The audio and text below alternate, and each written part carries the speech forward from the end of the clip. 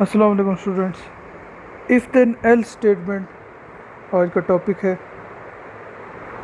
Chapter number 3 हम कर रहे हैं। इफ़ देन एल स्टेटमेंट जो है वो एक सिलेक्शन स्ट्रक्चर है जिसमें हमने कोई डिसीजन मेकिंग करनी होती है, कोई चॉइस यानी कि करनी होती है कुछ स्टेटमेंट्स के अंदर से, कुछ ऑप्शंस के अंदर से। अच्छा, तो इफ़ देन एल स्टेटमेंट के अंदर ऐसे है कि हमारे पास दो ऑप्शंस होती हैं, ठीक है। तो एक कंडीशन के ऊपर दो ऑप्शंस हम इसमें रख सकते हैं, यानी कि अगर अगर जो हमारी कंडीशन है वो ट्रू होती है तो उसके लिए एक अलग स्टेटमेंट है, ठीक है, वो स्टेटमेंट चल जाएगी। अगर वो ट्रू नहीं होती तो दूसरी स्टेटमेंट चल जाएगी, ठीक है। जैसे मिसाल है, मैं कहता हूँ कि अगर बारिश होती है, मैं कंडीशन रख देता हूँ कि इफ़ इट इज़ रेनिंग, ठीक है। देन क्या है कि मैं कहता हूँ अगर बारिश होती है तो मैं घर में, यानी कि फ़र्ज़ करो कंप्यूटर पे अपना काम करूँगा, ठीक है।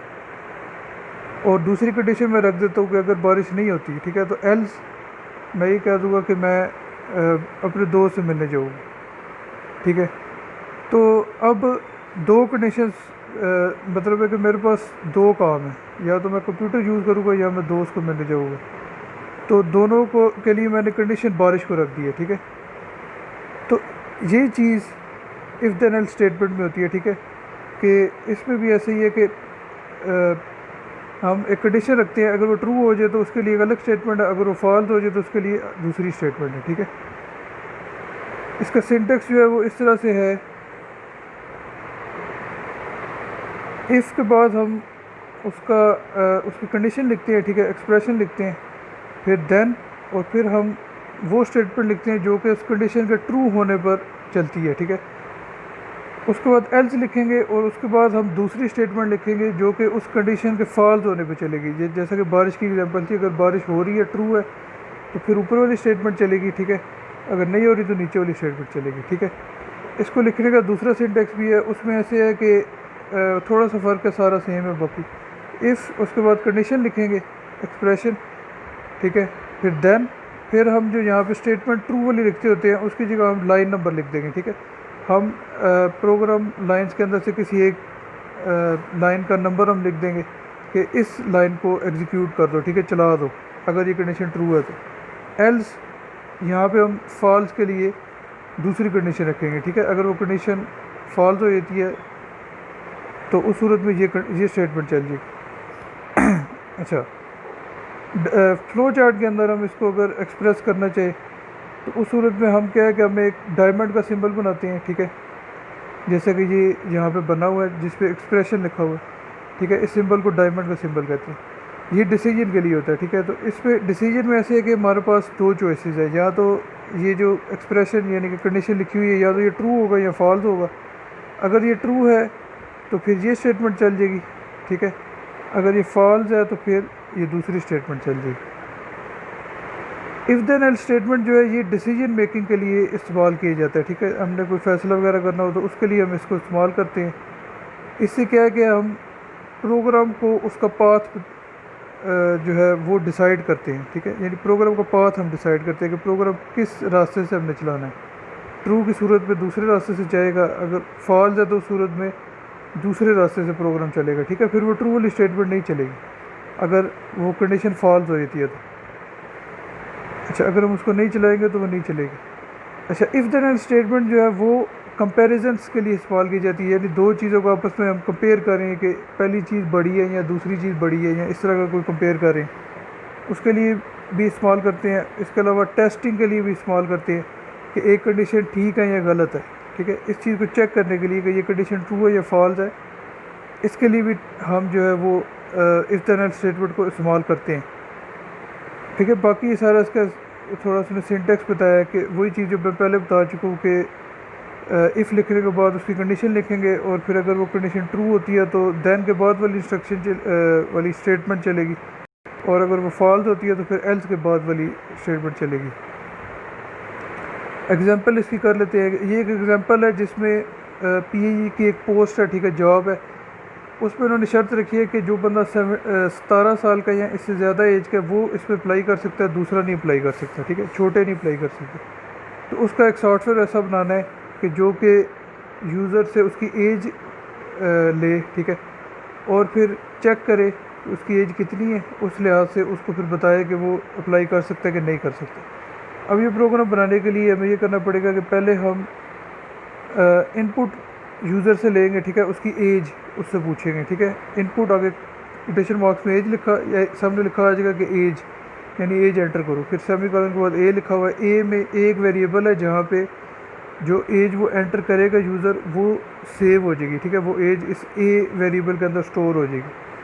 अब ए में उसकी एज पड़ी हुई है, ठीक है। 20 नंबर लाइन पे हमने बोला if A is greater than and equal to 17, ठीक है, अगर ए जो है वो 17 के बराबर या 17 से बड़ा है, ठीक है, यानी 17 साल का एक आदमी है या उससे बड़ा है, देन 30 नंबर लाइन चला दो, एल्स 50 नंबर चला दो, ठीक है। लाइन नंबर 50 एग्जीक्यूट कर दो अगर बड़ा नहीं है तो। लाइन नंबर 50 में क्या पड़ा हुआ है, लाइन नंबर 50 में वो कह रहा है कि अगर वो उसकी एज बड़ी नहीं है, 17 या उससे ज़्यादा नहीं है, तो फिर 50 में लिखा हुआ है कि print candidate is not eligible, candidate apply नहीं कर सकता, ठीक है। फिर 60 वाली लाइन चलेगी, उसमें है input would you like to input again yes और नो, क्या आप दोबारा अप्लाई करना चाहते हो, दोबारा चेक करना चाहते हो, वाई या एन, ठीक है। आगे सेमीकोलन के बाद वाई डॉलर लिखा हुआ है, यानी कि एक वेरिएबल उसने बना दिया साथ वाई डॉलर के नाम से, जिसमें हम वाई या एन जो इनपुट करेंगे वो उस वाई डॉलर के अंदर जाके स्टोर हो जाएगा, ठीक है। और फिर उसके बाद एक कंडीशन यहाँ पे उसने दी है कि if Y dollar is equal to Y, ठीक है, यानी यूज़र अगर कैपिटल वाई इनपुट करके एंटर करता है कि हाँ मैं दोबारा रीट्राई करना चाहता हूँ, देन उस सूरत में क्या करना है, लाइन नंबर 10 पे चले जाओ, ठीक है, यानी प्रोग्राम के शुरू में चले जाओ, आगे एंड है, ठीक है। अगर वो रीट्राई नहीं करता, एंड लिख के एंटर कर देता, तो फिर एंड हो जाएगा प्रोग्राम, ठीक है। अच्छा, अब यहाँ पे एक चीज़ हमने 20 नंबर लाइन पे छोड़ दी थी, वो ये थी कि अगर उसकी एज 17 के बराबर या उससे बड़ी है वाकई, देन लाइन नंबर 30 पे जाना है। तो लाइन नंबर 30 पे क्या पड़ा हुआ है, वहाँ पे लिखा हुआ है कि प्रिंट कैंडिडेट इज़ एलिजिबल, ठीक है, फिर लिखा हुआ आ जाएगा कि जो कैंडिडेट है वो अप्लाई कर सकता है, ठीक है। इस सूरत पे गो टू 60 चले जाओ उसके बाद, ठीक है। 40 नंबर लाइन पे लिखा हुआ है गो टू 60 में क्या पड़ा हुआ है, वही रीट्राई वाला ऑप्शन है कि क्या आप दोबारा चेक करना चाहते हो, ठीक है, वाई या एन, यहाँ से हम वाई इनपुट करेंगे या एन इनपुट करेंगे और उस सूरत में वो आगे वही 70 चलेगा। तो अगर वाई हुआ तो वो दोबारा 10 पे चला जाएगा, प्रोग्राम दोबारा शुरू से चलेगा, वो फिर दोबारा पूछेगा अपनी एज डालें, फिर चेक करें, ठीक है। और अगर एन डालेंगे तो प्रोग्राम ख़त्म हो जाएगा। इसको मैं आपको करके भी दिखा देता हूँ प्रैक्टिकल इसका। अच्छा, पहले मैंने लिखा ऑटो, ठीक है, लाइन नंबर नहीं से डालना पड़ेगा। अब मैंने लिखा इनपुट ए, ठीक है, एज मैंने यानी कि इनपुट यूज़र से लेनी है। अब मैं कहता हूँ if A is greater then और इक्वल टू 17, ठीक है, देन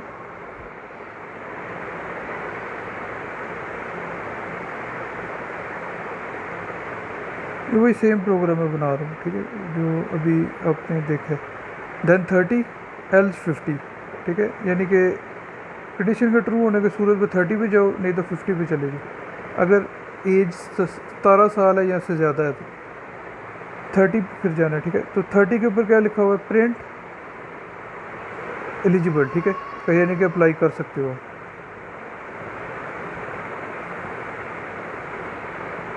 अच्छा, फिर लाइन नंबर 40 पे मैंने लिख दिया गो टू 60, ठीक है, कि ये प्रिंट एलिजिबल लिखने के बाद 60 पे चले जाना, ठीक है। 60 अभी आगे आएगा तो फिर आपको मैं बताऊँगा उसके बारे में। तो अब जो दूसरी कंडीशन थी एल्स की सूरत में, हमने 50 पे जाना था। 50 में क्या लिखना है, 50 में है कि प्रिंट नॉट एलिजिबल, ठीक है, कोटेशन मार्क्स में लिख दें नॉट एलिजिबल, तो स्क्रीन पे लिखा आ जाएगा कि आप अप्लाई नहीं कर सकते, ठीक है, आप एलिजिबल नहीं है। तो अब वो 60 नंबर लाइन जो कि हमने, जो कि 50 के बाद भी चलेगी, और यहाँ अगर 30 वाली भी चलाई होगी हमने, तो उस सूरत में भी 40 के बाद 60 ही चलेगी। 60 में क्या पड़ा हुआ है, जैसे पहले मैंने आपको लास्ट पेज पे बताया था, लास्ट स्लाइड पे, इनपुट रीट्राई, क्या आप दोबारा चलाना चाहते हो प्रोग्राम, कोटेशन मार्क्स में वाई या एन। अच्छा, अब यहाँ पे हमने लिखा सेमीकोलन और आगे एक वेरिएबल बना दिया वाई डॉलर।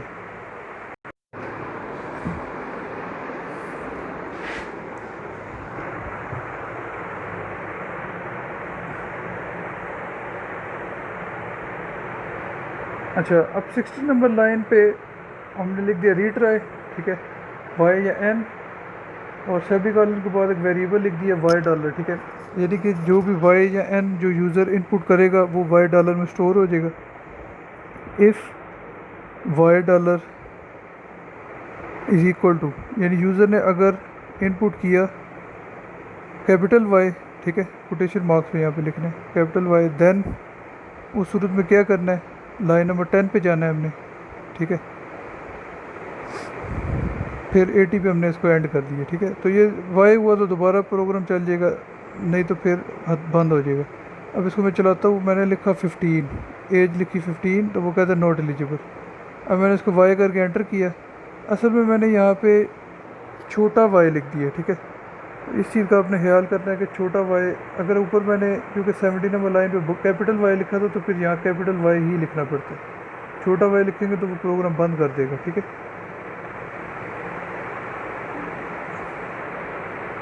अच्छा, अब मैं दोबारा प्रोग्राम यहाँ पे चलाया, ठीक है, और यहाँ पे मैंने लिखा 66 एज लिखी है, तो इस सूरत में वगैरह एलिजिबल हो, आप अप्लाई कर सकते हो, ठीक है। अब मैंने दोबारा छोटा वाई लिख दिया। अब एक दफ़ा आपको मैं कैपिटल वाई के साथ भी करके दिखा देता हूँ।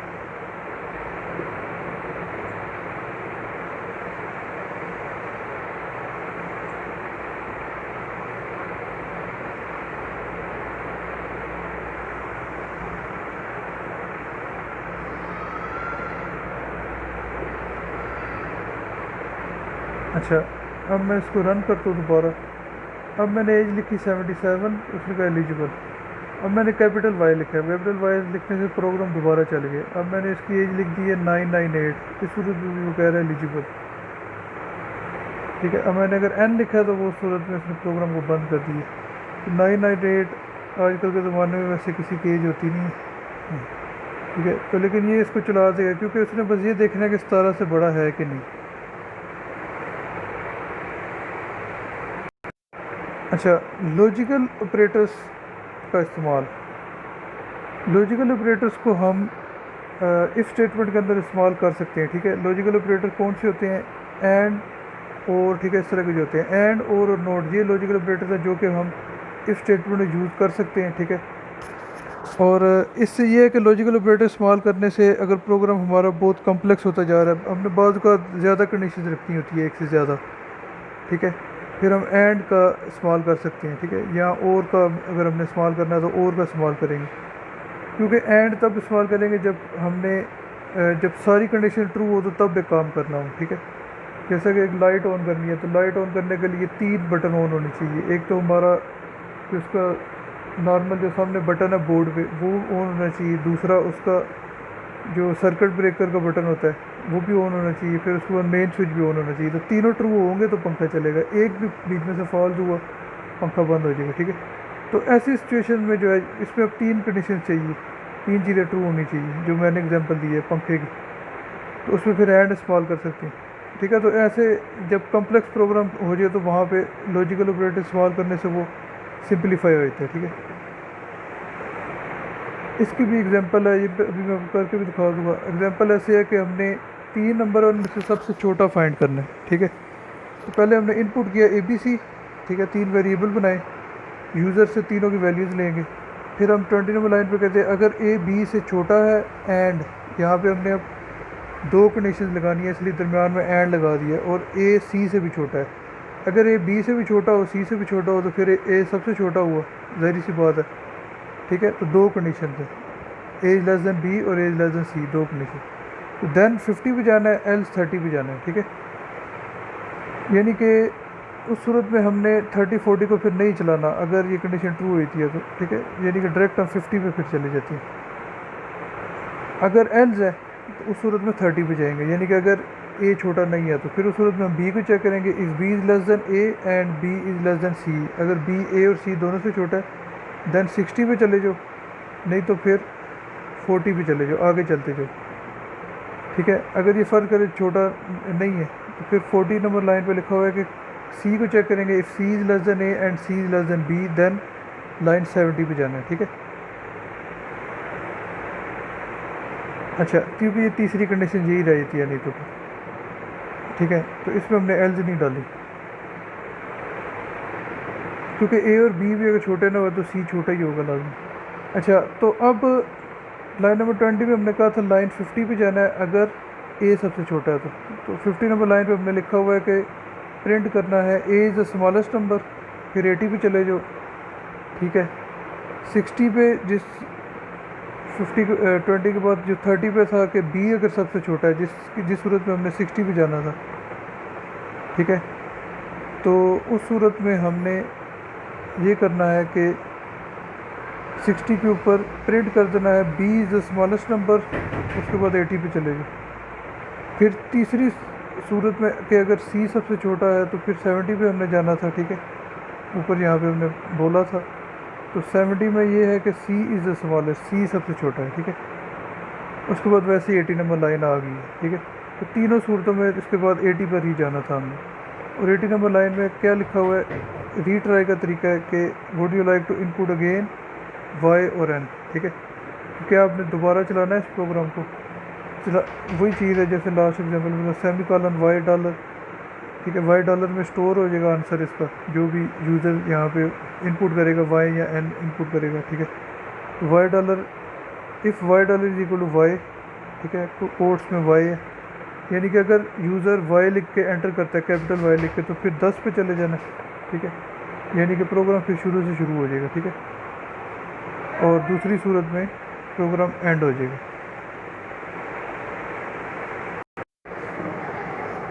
अच्छा, इसकी मैं प्रैक्टिकल एग्जांपल आपको दे देता हूँ। ऑटो लिखा पहले मैंने, फिर मैंने 10 नंबर लाइन पे लिखा input A comma B comma सी, ठीक है। 3 वैल्यूज़ यूज़र से मैंने लेनी है ए बी और सी के लिए। 20 पे मैंने लिख दिया if A is less than B and, ठीक है, एंड लॉजिकल ऑपरेटर मैं यूज़ करूँ यहाँ पे, A is less than C. अगर ए बी से भी छोटा है और सी से भी छोटा है तो उस सूरत में क्या करना है, देन 50 नंबर लाइन पे जाना है, और एल्स दूसरी सूरत में 30 नंबर लाइन पे, जो कि इससे अगली है, ठीक है।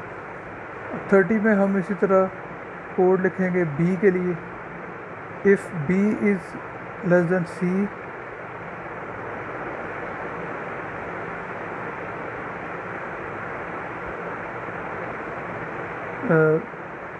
B is less than A and B is less than C, यानी कि अगर बी सबसे छोटा है। एंड की मदद से मैंने दो कंडीशन को जोड़ा है आपस में, ठीक है, दो कंडीशन सॉल्व की। देन क्या करना है, लाइन नंबर 60 पे हम जाएंगे, एल्स इससे नेक्स्ट लाइन यानी कि 40 पे चले जाएंगे।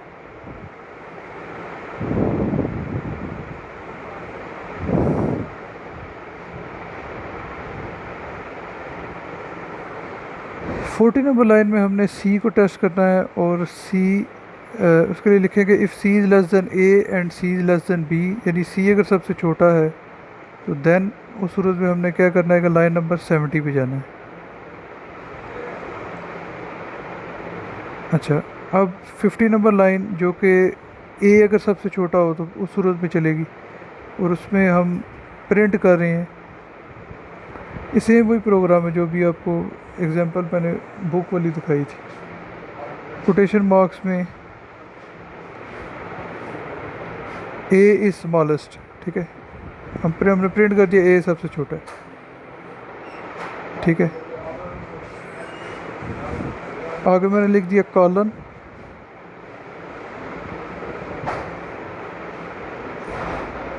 गो टू 80, ठीक है, यानी इसके बाद 80 नंबर लाइन पे चले जाओ ये प्रिंट करने के बाद। अब 60 पे ये 60 नंबर लाइन तब चलेगी जब बी सबसे छोटा होगा। तो इस सूरत में लिखा आएगा प्रिंट कोटेशन मार्क्स में बी इज़ द स्मॉलेस्ट, ठीक है। और इसके बाद भी हम 80 पर ही जाएंगे, इसके लिए हम लिखेंगे कॉलन गो टू 80। अब तीसरी सूरत कि अगर सी सबसे छोटा हो, जो कि हमने लाइन नंबर 40 में मेंशन किया था, उस सूरत में हम लिखेंगे प्रिंट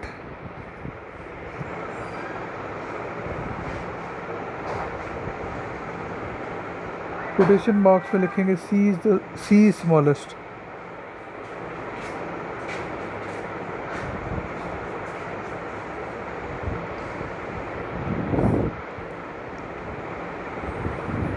अब 70 के बाद वैसे ही 80 नंबर लाइन आ जाती है, ठीक है। तो इसके लिए हमें गो टू 80 लिखना ज़रूरी नहीं है। 80 नंबर लाइन पे हमने रीट्राई का ऑप्शन देना है कि अगर हम प्रोग्राम दोबारा चलाने चाहते हैं, ठीक है, दोबारा चलाना चाहते हैं तो यूज़र से पूछेंगे। तो उसके लिए हमने लिखा इनपुट रीट्राई कोटेशन मार्क्स में, ठीक है, कि रीट्राई करना है या नहीं करना। और इसके लिए दो ऑप्शन है, वाई या एन इनपुट करना है हमने। तो मैंने सेमी कॉलन वाई डॉलर लिख दिया। यहाँ पे मैं मेंशन कर देता हूँ कि क्या क्या ऑप्शन है जो यूज़र इनपुट कर सकते हैं। तो इंसर्ट क्लिक करके मैं इसको एडिट करूँ, मैंने लिखा छोटा वाई या छोटा एन, ठीक है, ये इनपुट करना है। अब बड़ा नहीं हम कर सकते, बड़े की सूरत में वो बंद कर देगा प्रोग्राम। अब मैं कहता हूँ 90 लाइन पे कि if Y dollar is equal to छोटा वाई, ठीक है, कोटेशन मार्क्स में मैं लिखा, फिर लिखा देन 10। अगर छोटा वाई यूज़र लिखेगा तो प्रोग्राम दोबारा चलेगा, नहीं तो बंद हो जाएगा, ठीक है। 100 में मैंने एंड कर दिया। अब चलाते हैं इसको। 3 वैल्यूज़ इनपुट करनी है ए बी और सी के लिए। तो 3 वैल्यूज़ मैंने लिखी 10 ए की वैल्यू, कॉमा बी की 20 बी की, और फिर कॉमा 30 सी की। तो उसने बोल दिया ए सबसे छोटा है, ज़ाहिर सी बात है 10 बाकी से छोटा है। रीट्राई मैंने कहा ठीक है वाई, स्मॉल वाले के एंटर किया। मैंने 3 वैल्यू डाली 2, 1 और 50। इसमें 1 सबसे छोटा था, इसलिए उसने बोल दिया कि जो दूसरी वैल्यू है बी इज़ द स्मॉलेस्ट, ठीक है, मतलब जो दूसरी वैल्यू थी वो उसने बता दी। अब मैंने एन लिख के एंटर किया तो प्रोग्राम बंद हो जाता है। ये एंड का इस्तेमाल था। इसी तरह हम और को भी इस्तेमाल कर सकते हैं।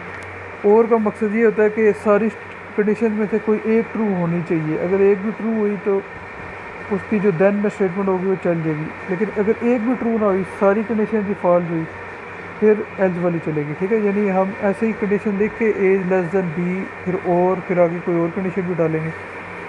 तो इसी तरह लिख के इसको इस्तेमाल करेंगे। तो उसमें वो चेक करेगा कि क्या एक भी कंडीशन ट्रू है कि नहीं, ठीक है। और में इस तरह और ऐड प्लस की तरह, जैसे 1 + 0 + 0, एक भी 1 हो तो कंडीशन 0 से बड़ी हुई थी, आउटपुट 0 से बड़ा होता है। इसलिए इसको कहते हैं कि ये लॉजिकल एडिशन है, ठीक है। और एंड लॉजिकल मल्टीप्लिकेशन है, यानी सारे 1 हो तो तब ही आंसर, उनको मल्टीप्लाई करो सारे 1 को तो तब आंसर 1 आता है। एक भी 0 हुआ तो आंसर 0 आता है। और नोट जो है वो उलट कर देता है वैल्यू को, ठीक है। इस तरह हम लॉजिकल ऑपरेटर्स को भी इस्तेमाल कर सकते हैं इफ स्टेटमेंट के अंदर। तो लॉजिकल ऑपरेटर्स के इस्तेमाल से हमारा प्रोग्राम सिंपल हो जाता है, ठीक है। इसका हम कई जगह इस्तेमाल कर सकते हैं और प्रोग्राम को बेहतर बना सकते हैं, ठीक है। तो इस तरह से ये है कि हमारी कोशिश यही होती है प्रॉब्लम को सॉल्व करते हुए कि हम अपनी प्रॉब्लम को सिंपल से सिंपल तरीके से सॉल्व करें, ठीक है। और उसका कोड भी आसान और साफ़ रखें ताकि उसको जो है वो मॉडिफाई करना पड़े या किसी और ने उसको बदलाना हो बाद में, ठीक है। तो आसानी से वो बदल भी जाए और वो आसानी से प्रोग्राम हमारा बन भी जाए, ठीक है। इसलिए हम कोशिश ये करते हैं कि अपने प्रोग्राम को सिंपल रखें। इसके लिए लॉजिकल ऑपरेटर्स वगैरह इस्तेमाल करते हैं, ठीक है। अल्लाह हाफ़िज़।